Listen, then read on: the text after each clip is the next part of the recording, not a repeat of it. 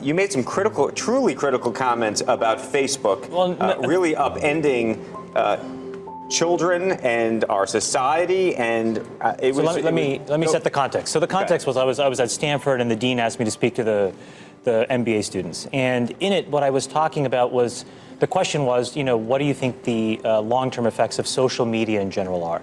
And unfortunately, what happened was I think it's easy to characterize what I said just as a Facebook-specific thing because I worked there and I was a key part of growing it. The reality of what I was... Explain what you said at the time. So what I said was, I think the tools that have been created today are starting to erode the social fabric of how society works.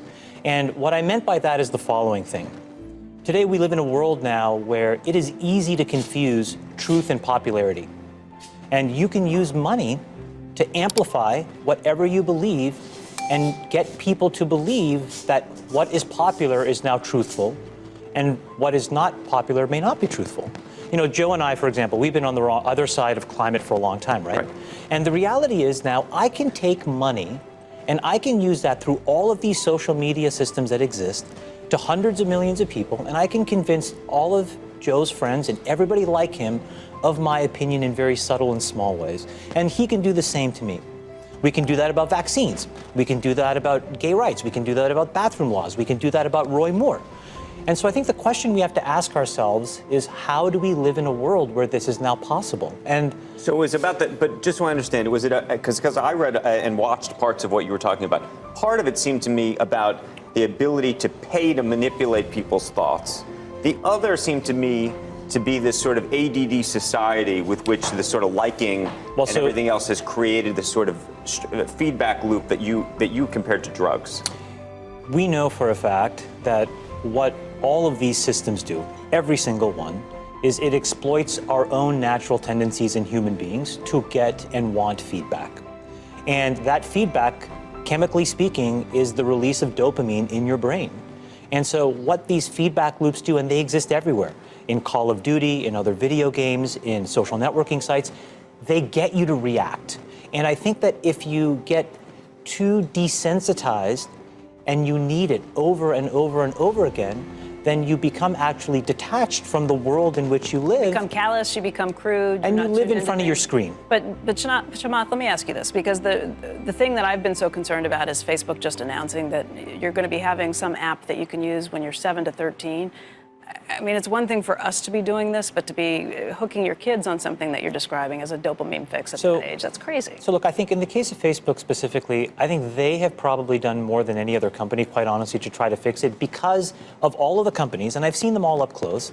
They're the most, frankly, to be very blunt and honest, the best run and the most technically sophisticated. But they're also emailing me if I haven't logged onto Facebook for a while saying, hey, did you see the post from so-and-so? Did you see the post from so-and-so? Trying to lure you back in. And again, we can make those decisions as adults, but as children, that is a different... Well, I think the product, and I don't know it quite honestly in as much detail as I should, but I think the way that that product works, because of privacy laws in the United States, you actually have to get parental permission. The point, though, is, and what you're bringing up is, I think, is the most important thing. We all have never taken a step back and actually asked ourselves, how should we be interacting with these things now, 7 years into it?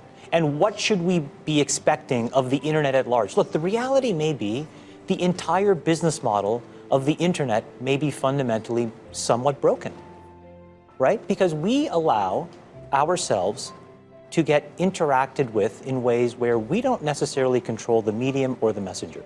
And we are not putting up any barriers to ever give yourself any downtime for that either. Exactly. And so it may mean that we all collectively need to figure out, not just individuals, but also the companies, also governments, quite honestly, how different business models need to exist so that we can actually divorce ourselves from how this stuff is working. So what goes on in the Palihapitiya household? There is no screen time whatsoever. What? None. So forget about it. Let's not even talk. Your Facebook is not just off limits. You're talking no iPads.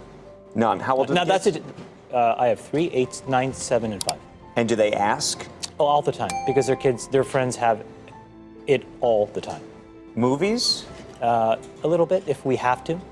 But no computers at all. You know, here's the life that I live with my children, which may not be for everyone. I said I don't like this codependency of they need to rely on me, and when they can't, I feed them a device because that becomes a babysitter. You go figure it out. Go outside, skin your knee, fall on the ground, play a sport, lose at something, and then come back to me and we can talk about it. And we'll talk about it as rational human beings, and I'll try to tell you why that's a good thing that just happened to you. Versus, here you are, I'm in a baby because I have something else to do. And so we've made these conscious choices. I've made these conscious choices, but they're conscious. And what I was trying to get across, and I could have done it more articulately, is it needs to be more of a conscious choice. I'll give you a different example.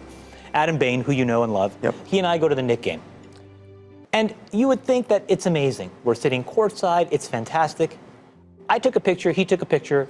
We sweated the filter for 15 minutes trying to figure out which photo. And I thought, if Adam Bain and I are stuck trying to figure out what photo filter we're going to use because we're so craving the reaction, what must everybody else be going through? And aren't other people feeling this void that I'm feeling in this moment? So I try to articulate a sensation. In the meantime, you're not watching the game. You're not paying attention to what's going on. It's just a really weird place. So I was just trying to articulate what kind of reaction? Does Mark Zuckerberg call you? Who calls you in the Valley after you make a comment like this? Let's just say a lot of people called and texted. Here's what I would say. I owe those guys everything.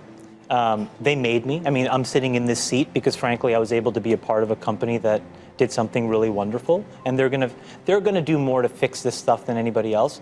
So I feel bad that guys there may feel like I didn't do right by them in what I said, but it was not directed at Facebook. I was really just trying to talk about something societally, and I agree with you, Joe. I'm not gonna backtrack on what I said because at some core basic level, we have to start talking about this stuff. How should our kids? Why is anxiety and depression amongst our teenagers higher than they've ever been? Yes, it's a in a world that issue. is safer, in a world that's more constructive, in a world where you should have access to everything. What is going on? And we just have to figure this out and talk about it. When will you let your 9-year-old actually have a screen? He can get a job. I worked at Burger King when I was 14. When he gets a job and earns enough money to buy his phone, he can do whatever he wants with it. Up until then, I'm going to feed him, clothe him, and house him, and send him to school, and that's all I'm going to do. I mean, I feel that you yourself don't feel the urge to always check your a screen, or you do? I check my screen a lot at the office. He's got the phone right there. And even now, I've actually morphed my behavior. What I do now is, like, whenever I even come into the office, typically, I actually put it face down.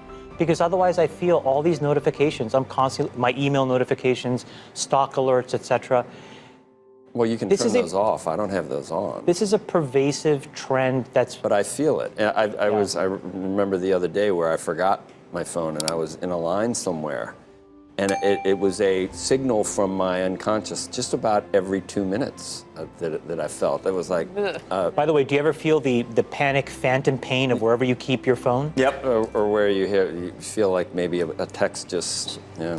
So this is clearly something kids, that's new. Have you talked to Sean Parker about this? Because he made some comments that were similar just 2 or 3 weeks ago. Well, this is why I thought, what I said a month ago really, it was me kind of just saying what at the time I was thinking through, and then it was a month later now. This whole thing has kind of gone crazy. You know what? It probably is chemically mediated.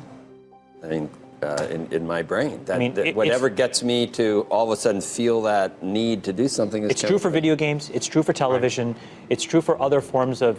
It's true for music. So it's probably true for your phone. Right.